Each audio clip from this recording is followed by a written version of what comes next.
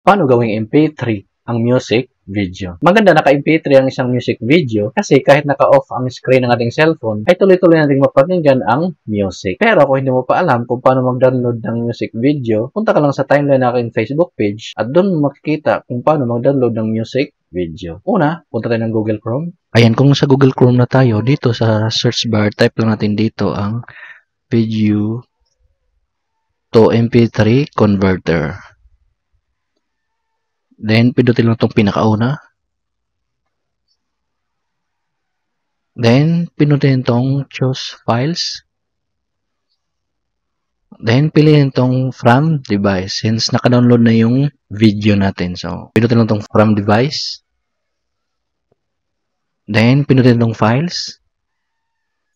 Ay, yung i-convert ko na video ay yung video ko na lang para iwas copyright. Halimbawa itong video ko, yung pinakauna. Then, pindutin itong convert. Ayan, so uploading. Antayin lang natin. Depende sa internet connection. Kaya ganun. Tapos na siyang nag-convert. Then, pagkatapos, pindutin lang itong download.